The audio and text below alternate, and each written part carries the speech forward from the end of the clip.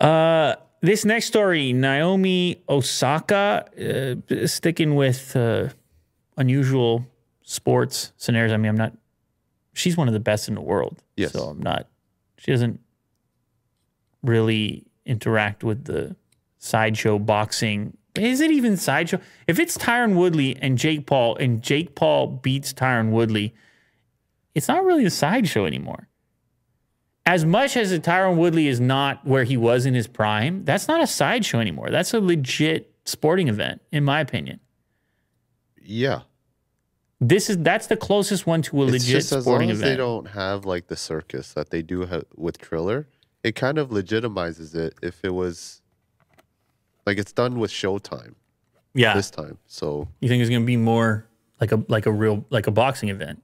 At least less of the circus that we see in Triller events. Or they got inspired by Triller. Oh boy. Anyway, yes, Naomi Osaka is one of the best in the world. I don't know what she's ranked at right now. I think she's top 5. Anyway, there was a bit of a controversy. She had some media obligations at this French Open, French tournament, and she said, I'm not feeling it. My mental health is not great right now. I'm going to skip the media obligation. And then the organization had a fine in place, punishment for not meeting the media obligation, which applies to all players, fine up to $20,000. They fined her $15,000 for not doing her media obligation, answering a few questions. She comes out and says, all right, fine, you take your stance. I'll withdraw from the whole tournament. Right. Which is what she's done now. And she says, look, I'm suffering anxiety. I'm not great with the public speaking. I always struggle with the interviews. Mm-hmm. And I'm going to drop out of the tournament. This is what she said. I'm going to drop out of the tournament because it's becoming a distraction now. I'm just going to sit this one out. Right. Essentially. Now, there was a backlash that took place. People got angry, are currently angry with the organization and those that manage all the Grand Slam tournaments because of these policies saying, hey, you got to take this mental health thing more seriously. There has to be a protocol here.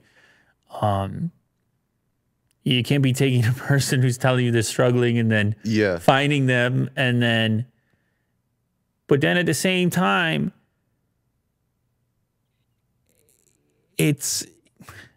I think about this as a fan of sports. Like the Leafs just got kicked out the playoffs, and I'm sitting there and watching the interviews afterwards, and they're like, their hands like this, they're like, we gotta be better, we gotta do this, we gotta do that, and you're like, well, they don't want to be sitting there right now. Yeah. Obviously, they do not want to be sitting there right now, but there must be some kind of a demand. Yes. To watch them talk after the thing has taken place. I know it's been controversial in fight sports, which we were just talking about, because a person has just been damaged and then the microphone is there. Uh-huh. And the same goes into anything that you pour your heart and soul into, that there's a microphone like, all right, explain, tell us why it went like that. And you're like, I can see that as being incredibly frustrating. Yes. All that said, a lot of pro athletes have done it for a long time, and they've just dealt with it, and it's just been part of the job. And there's a lot of jobs, any job, every single job has something in it you don't like. Uh-huh. And you can avoid it, and sometimes you can skip it, and sometimes you can take a break on it, but eventually it's going to creep back up, and you're going to have to address it, and you're going to have to do it. And maybe for this particular individual in this particular circumstance, maybe this isn't the time to be making an example out of it, particularly if they're saying it's an unusual circumstance where they're suffering at that particular moment. Maybe that's not the time to be sending the fine. But also, from a policy perspective, it's a hard thing to govern, because I would say that a lot of the time, pro athletes would not want to talk to media. Right. They just want to play the game. I would assume I would want to feel that way. Yeah. There will be plenty of times I'd be like, yo, get the media out of my face right now. Yeah. But I want to play the other side of it where so I watch like MMA, UFC, and it's all all of it, all of the build up, like the media scrums to the actual event, it's entertaining. You would Yes. like to hear what the competitors say, right? Absolutely.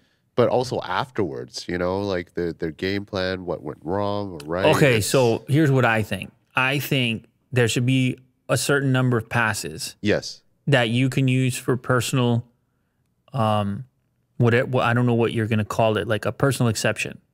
uh-huh.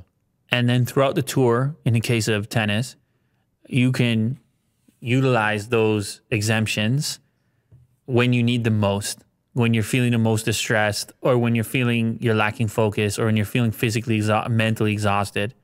Now, I don't know, maybe those do exist, but so you have this limited number that you know you got to manage over the course of the year, but you also know you have this out if things get really nasty. And everyone has those chances.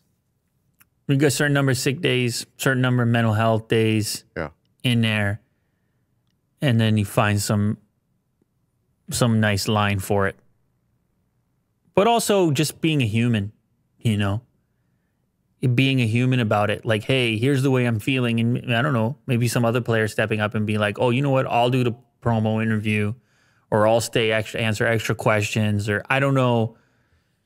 Sometimes when you just boil it down to the simplest form, it's like, okay, they're trying to promote the tournament. Is there anybody else that's feeling okay right now? I could step up, and I know there's no real replacement because she's a high profile star and it does come with the territory, but I got to feel like there's a way other than the fine and then the exit from the tournament. I mean, it's a bad look all around. Uh-huh. Yeah, I find some other way to manage it. It's unfortunate it goes all the way around the thing, and the groups can't interface to the degree to say, here's why that went like that, etc. Yeah.